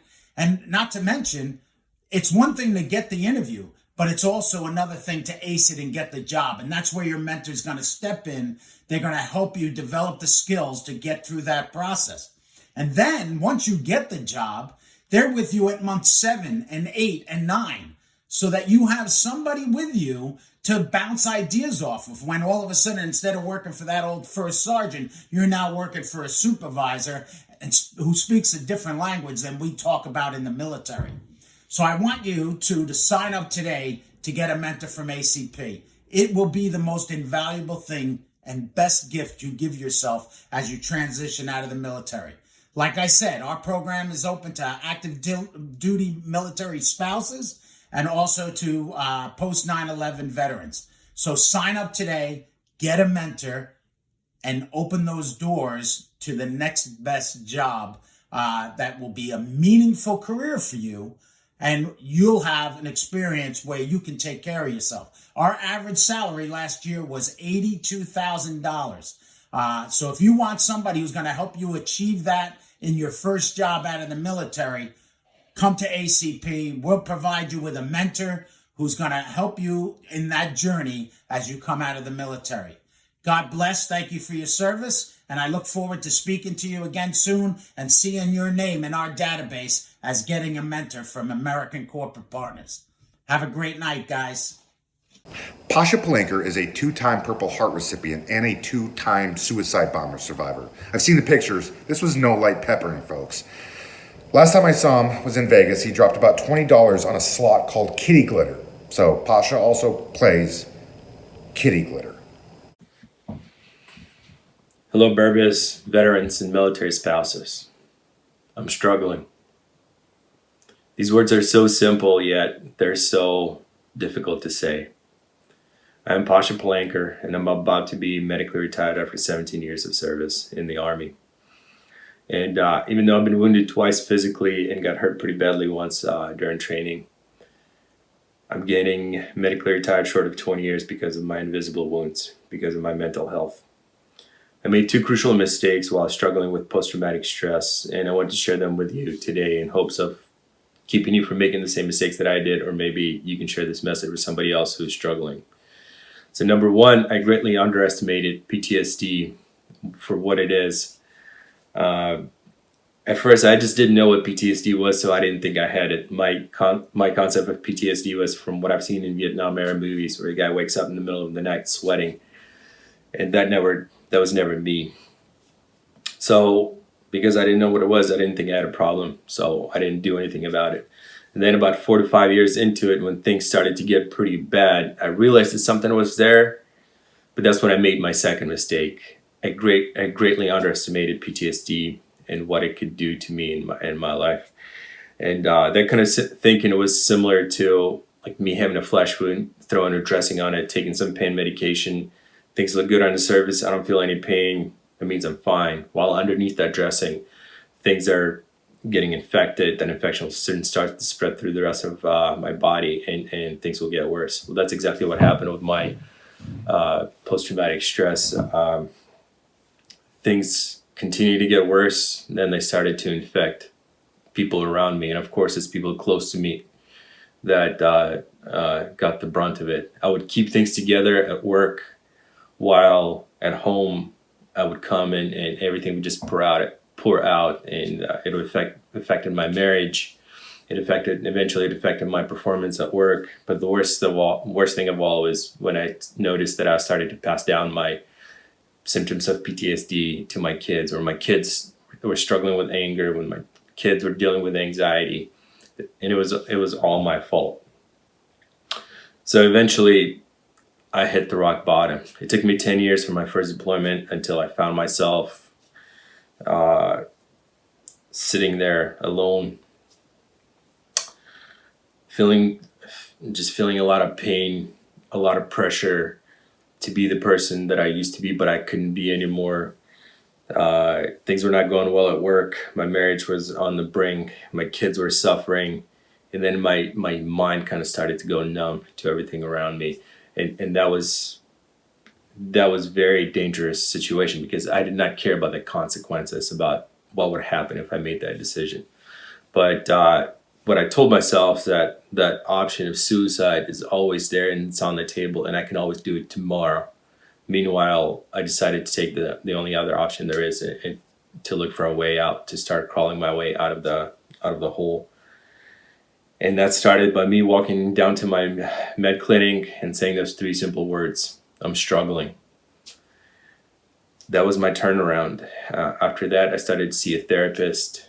Eventually, I got on some medication that gave me some breathing room to where I was strong enough to go and spend some time with veteran nonprofit organizations. But really, it was being around other veterans that made me feel better. I got into some self-development, and eventually I got to a point where I started organizing events for veterans who were struggling like me. One thing that we did was Courage Project. We partnered with Skydive Orange. We took 30 wounded, ill, injured veterans out skydiving for a day. I still struggle. I'm a long way from being the person that I used to be, but I'm also pretty far away from sitting on that rock bottom. And my journey started with those 3 simple words: I'm struggling. So what I hope you take away from this is, don't underestimate mental health. And don't be afraid to ask for help. I've been hailed as a hero ever since I started to talk about this stuff, but I was scared to say anything because I didn't want to sound weak, which it's exactly the opposite that would happen. That's all the time I have for today, but if anything that I said resonates with you, you want to keep this conversation going, connect with me on LinkedIn, Instagram, or Facebook. Pasha out. This next guest has quite the resume, so I'm going to need to do some reading here. Our next guest is a bestseller. We got another bestseller. A top 100 business coach, executive producer of Entrepreneur #1, Elevator Pitch, and host of The Playbook. He's also the inspiration for Jerry Maguire. No joke. Please help him help you, David Meltzer. Hello, and thank you, BourBiz, veterans, and military spouses. My name is David Meltzer, and I am the co-founder of Sports One Marketing. It is such a pleasure to be here with you tonight, and I wanted to share my story. My story, how losing everything actually changed my life for the better. It was the turning point of my life to make room for what I want, to live in the middle of a miracle when nobody else could see it. There's no better time than now to be your own chief betterment officer and to understand that these compressed uncertainties and changing times are only pushing you to a better situation or to make your situation better. I hope you enjoy this story, and I look forward to being of service. I remember walking in and my wife was crying because we were losing everything. And she said, I'm so scared. You know, I don't know how he's going to pull us out of this. 1-9 190 to 166 in the blink of an eye. On the NASDAQ, everything and more has been completely wiped out. Our uncle, who also had known me since I was 9 years old, he said, oh no. He said, I've known that kid. I get choked up because I've known that kid since he's been 9. He goes, I can't wait to see what he does with his back against the wall. People say, oh yeah, it's easy to trust the universe where you're at right now. Yeah, it is. It's a lot easier to trust. But it wasn't when I first got my first paycheck after losing everything, not owning anything, renting a house, renting my furniture, and writing my first check to charity for my first paycheck. With 3 daughters that weren't even close to high school and a pregnant wife. When we allow a problem, a challenge to grow arms and legs, we're actually giving it energy, and we actually are giving it more validity, more statistical success in our life, and more energy. We're actually creating more resistance. We're giving it power. A quick framework can shift our perspective, not only in time, but in importance of what we're doing, and take away all the energy of the problem. I would suggest you look at every problem, challenge, resistance that you have in your life. This occurrence is not what I planned. I got a flat tire. My wife left me, somebody passed away, my kid barfed on me. There's a million things you can say that can happen that you don't plan, that ruin days, weeks, months, years, and lives. I just had a friend commit suicide, and he was one of these people that allowed things to ruin his day, his week, his month, his year, and now his life. All framework. And I used to just tell him, dude, it's just, things are happening in your life that you're not planning, but when things happen in your life that you're not planning, you immediately say, the world is against me. Why me? This sucks. It is all determined on who you believe is executing your plan. If you believe you are all-knowing and omniscient, and that you already have all the lessons of the universe figured out, and you have lived to your potential, then I say, yes, I would be very agitated, aggravated, frustrated, and even negative if it wasn't going as planned. This is where faith comes into play for me. Because I believe there's something, someone, some source that has a bigger plan for me.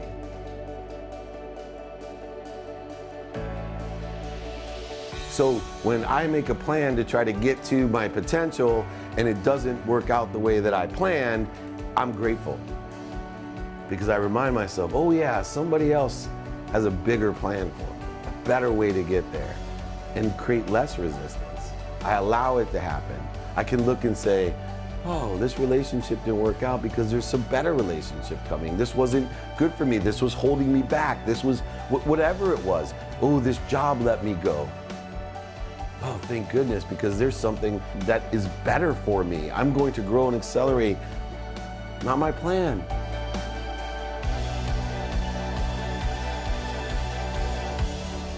It's such a great way to see and to frame what you're doing that actually now you can have complete conviction towards your plan, but allow inconveniences and look at them in a different way. Because I put my trust where I wanted. I put my faith and my energy in all of those things where I want. I truly put the trust that there's a bigger plan for me. And if you don't believe that, which I didn't when I was younger, let me tell you why I think you should. Because it beats the alternative.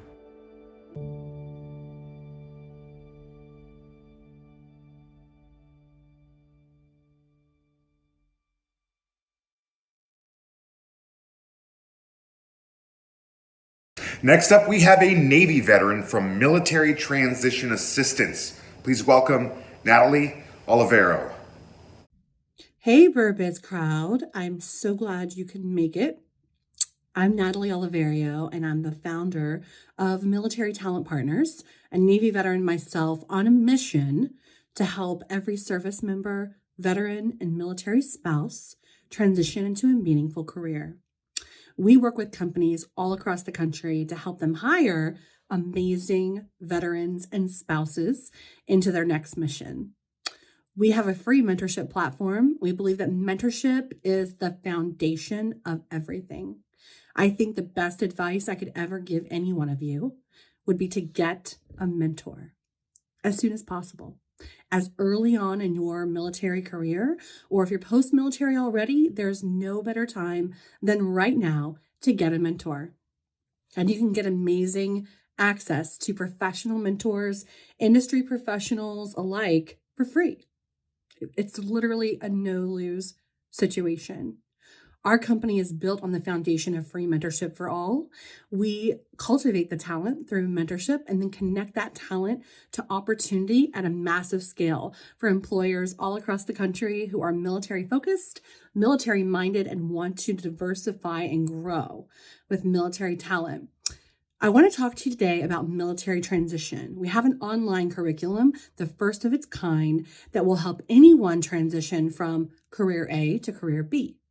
And everyone who takes this class all start at the same point. And it's the same point that I make in all of my mentorship conversations when we're first starting out. And that is, you have to be crystal clear on your career goals. You have to absolutely know what you want to do next, why you want to do it, how will you do it bigger and better or different than everybody else that also wants to do the same thing as you. It's a lot. It's hard. It's also the biggest step that the most people skip. When you think about transitioning from any job, especially the lifestyle of the military, you become surrounded with the idea that you just need to hit the ground running. You just need to get a great job. So you must need a resume and you need a LinkedIn profile. So let's just go ahead and make that happen. But you skip the step of figuring out exactly what you want to do. And if you don't know what your goals are and you don't know how to articulate exactly what you want to do, it's really hard to go and get it. That's how such a massive number of people end up either unemployed or massively underemployed. And we want you to avoid that. So we are here to help you figure it all out from scratch. What do you want to do? Why do you want to do it? And how will you do it better or different than somebody else? Ask yourself this question until you can't go any deeper. What do I want to do? Okay, maybe you figured that part out, but why? Why do you want to do it? Well, I want to be a strong leader, but why? What do you get out of leadership? I like to mentor and coach others. Well, why? Because you want other people to succeed. But why do I want people to succeed? Because I want the company to succeed. Well, why? Because I want to make a difference in the world. Keep asking why until it's so annoying, until you get to the very bottom of it and you have your answer. Transitioning does not have to be as difficult as it sometimes can be. Reach out, ask for help. You are not alone.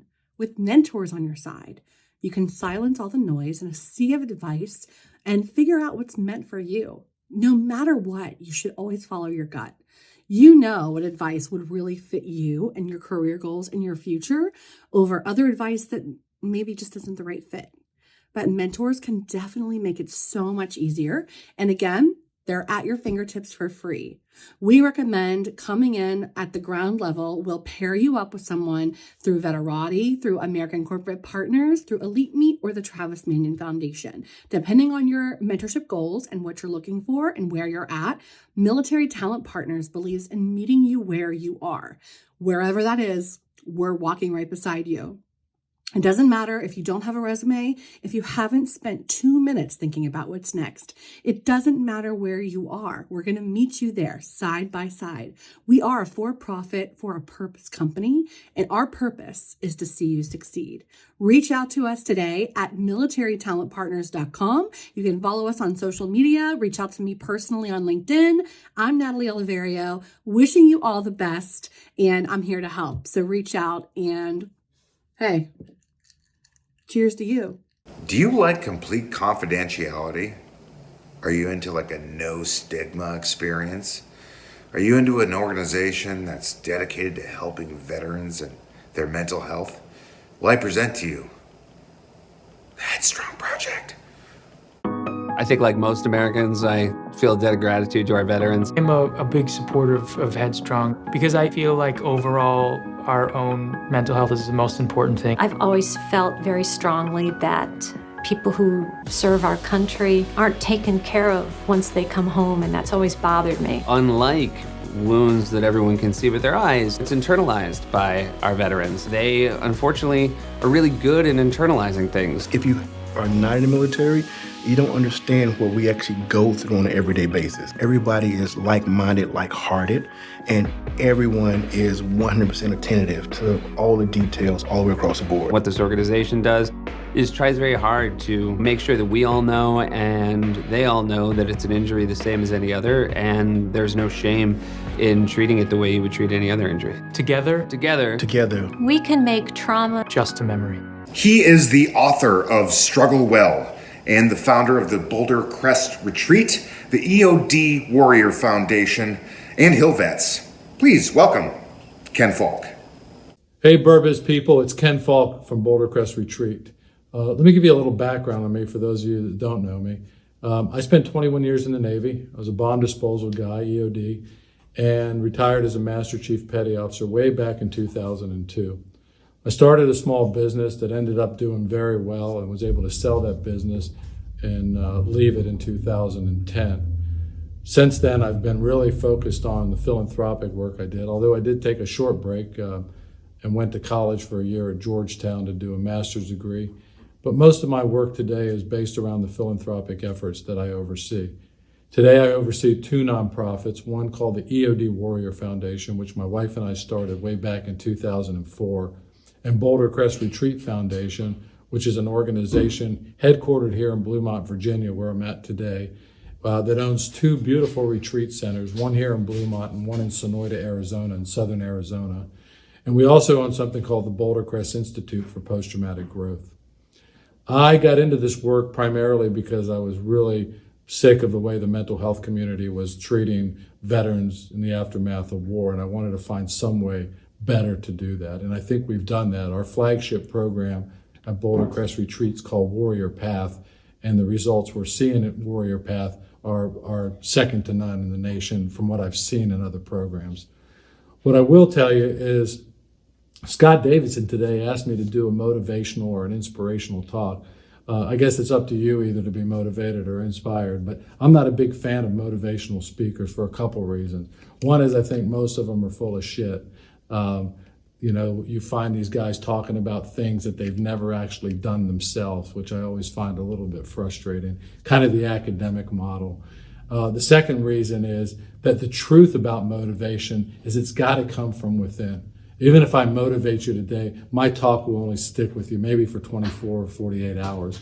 But the true motivation has got to come from within, or what we refer to as your purpose. Finding your purpose that every single day you get up with this opportunity kind of to go to work and start this new job every single day, right? To go to work like it's your first day on a new job, no matter what it is. 70% of Americans hate their jobs, and I hope you're not one of them. Or if you are one of them, I hope you're in this networking session trying to find a better one. But let me tell you a little bit, what I really wanted to do today is really tell you a little bit about what we do at Boulder Crest Retreat and how it's transforming lives. So at Boulder Crest Retreat, we have a wellness model, as most centers will. And our wellness model is based around 4 areas of wellness: mind, body, spirit, and financial. Because the truth is, and what I need you to really understand, is that everybody, no matter who we are in life, everybody lives a life of ups and downs. And the way to stay in what we call the livable band, not live in a sine wave that looks like this, but this livable band, is to really put 2 borders around your life. The first one is a network of 3 to 5 people that you can trust, mentors, friends, outside of your family circle, but people that can help you achieve the goals that you set in life. The second band on that sine wave is what we refer to as regulation practices. Being able to self-regulate is the most important thing that you can do for yourself, especially if you have any levels of anxiety and depression. Things like breathing, meditation, exercise. Those are the kind of regulation practices where we can come back to ourselves, calm ourselves down, and then make the proper decisions that we need to make rather than rash decisions or just flying off the handle, as many of us sometimes do. So regulation practices are very important, because if you can't self-regulate, we often self-medicate. And although it's okay today to have a bourbon, I want you to understand that it's not okay to go home tonight and have a bottle of bourbon. Because once you rely on self-medication, it's almost impossible to come back from. It's about a 97% recidivism rate in drug and alcohol rehab programs. So going down that road is a bad road to get to because it's hard to come back from it. So self-regulation practices and a network of 3 to 5 get around our wellness triangle. So imagine, as I'm talking over the next couple of minutes, imagine your wellness triangle and grade yourself on a scale of 1 to 5, 1 being low, 5 being high. Grade yourself on this wellness triangle scale. At the top of the triangle, if you will, is our mind. How is our mind working? Are we able to concentrate? Are we able to sleep at night? Are we doing anything in our lives to increase our wisdom? What are we doing for ourselves? Are we reading? Those types of things. If you can't keep a thought maybe straight in your mind at all, maybe you're a 1 on the scale. If you think you have everything together in the way of a mind, maybe you're a 5 on the scale, but maybe somewhere in between, a 2, 3, 4. And most of us never get to 5, but it always gives us something to work to. On the bottom left of the triangle is our body. How fit are you? Are you fit or are you fat? And that's really important because we know, especially from our military service, we know how important fitness is. So what am I doing for myself? And how do we measure fitness? It's by activity, it's by flexibility, it's by your diet, all the things that bring all this together, your hydration. What are we doing to keep ourselves fit every single day? Because the truth is, as we get older, it doesn't get easier. And that's really something that we don't really appreciate, I think, in our younger days.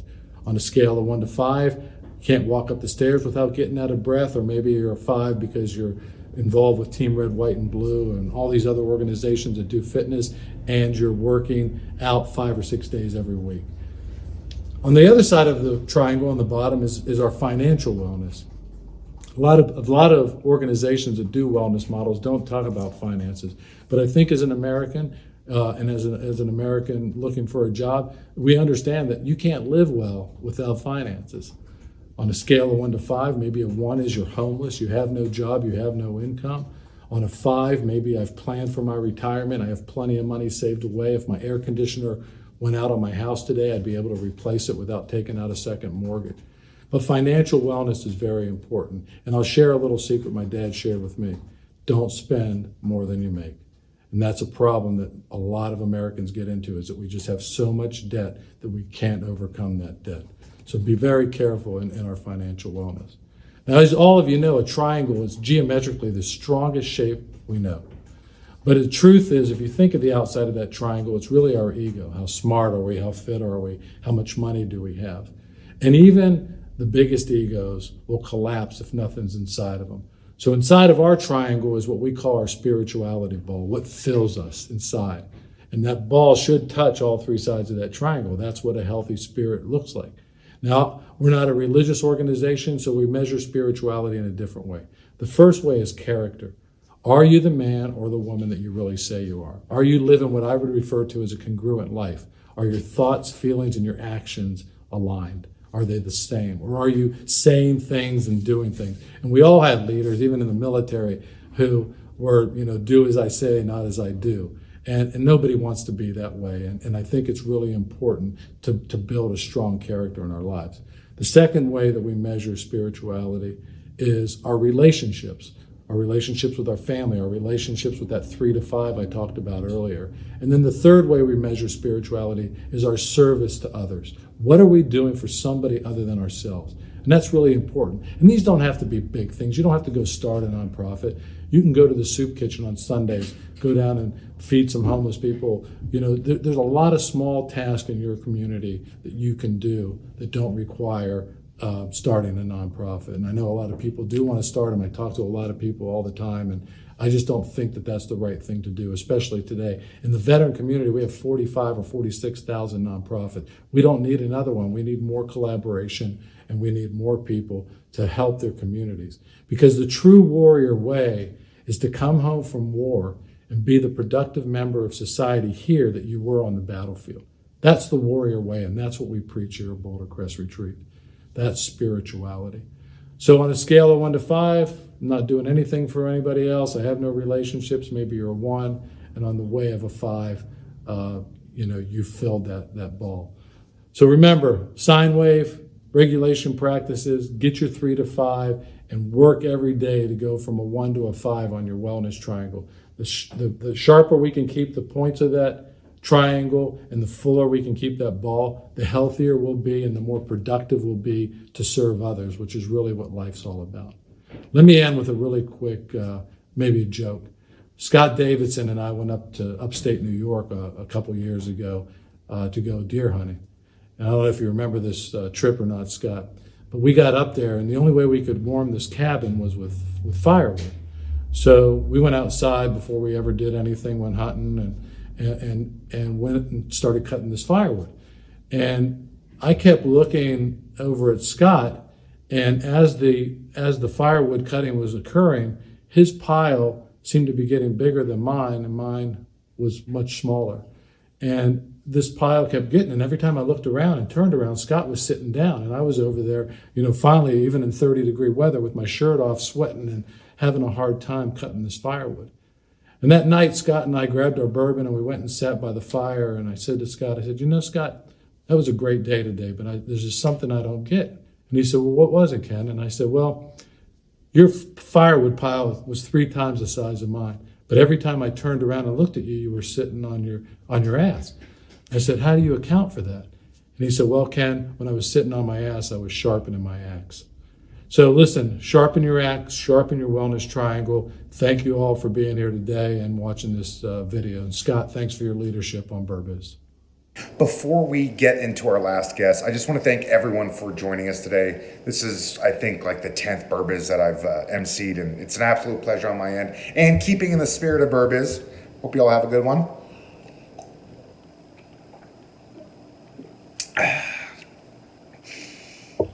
I'm going to regret that. Anyways, Jimmy Cox is a COO of Military Fresh Network. Oh, God. Hey, what's up, BourBiz? All veterans and military spouses. First and foremost, I pray that everyone is doing the best they possibly can during these times of uncertainty. Secondly, I would like to say thank you to BourBiz because the Military Fresh Network was the winner of the best veteran-owned business at the last BourBiz events. And I just want to say thank you on behalf of the entire Military Fresh Network. My name is Jimmy Cox, and I'm the founder and CEO of the Military Fresh Network. I joined the Army in 1987 and served 23 proud active duty years in the U.S. Army, and I retired in 2010. I founded the Military Fresh Network in 2015, and since then, we have just expanded to the entire 4-color block, which are all of the DoD branches combined together, and the Coast Guard falls under the overarching Military Fresh Network. So what do I want to talk about tonight, BourBiz? You know what? I thought about it. They said speak about something that's motivational, inspirational, something that is a best business practice, or something that can inspire our service members, veterans, and their military spouses to help them achieve any goal that they could possibly think of. So you know what? I wanted to talk about something that is near and dear to me, that has been around with me for over the last 20 years, and that is the Pareto principle. Some people call it the 80-20 rule. And right now, in these times of uncertainty, a lot of us have the exact same 24 hours because a lot of us are not allowed to do the things that we are accustomed to doing. And now I feel, in my personal and professional opinion, that our playing fields have kind of been flattened. So what does that mean to you? So I would like to give you a little example of what was taught to me over 20 years ago. And this is your 24 hours a day. This one is 80% full. And these are the things that you have no influence over that's going to happen, whether it's traffic, whether it's your kids, whether it's weather, whatever. But this is 80% full. And this one is 20% full. But 20% of your efforts produce 80% of your results. So if you take this and flip this around and try to do the most important 20% after the 80%, if you're out there flopping around doing 80% of things that are going to bring no value. So listen, I want you to learn tonight to focus on the most important 20%. So this is whatever that is, whether that's your health, whether this is business, doing all of your calls, whatever that 20% is. Right now, we only have 5 minutes, so you have to figure that what that most important 20% is to you. So with that being said, if you focus on that after the 80% of the things that you have no result over getting done, you're not going to have enough time to get that done. So one of the things I'm going to tell you, so this is your 24 hours of day. This is your quarantine lockdown 24 hours. So now focus on the most important 20%. You name that. I won't name it for you, but it's business calls. It's about putting your objectives together and accomplishing them. It's about your physical fitness, whatever that is, whether it's your prayer, whether it's your faith. All of that stuff has a lot to do with your business development and your business practice. So if you do the 20% first and you're 24 hours a day, it's going to produce 80% of the results. So the rest of the 80% that you have that once wouldn't fit if you try to do the most important last, it won't fit in the course of your 24 hours. So one of the things I want to show you is if you focus on your 20% right there, first, the most important, it will yield 80% of your results. So focus on that first, and trust me, it'll fit in the course of your day.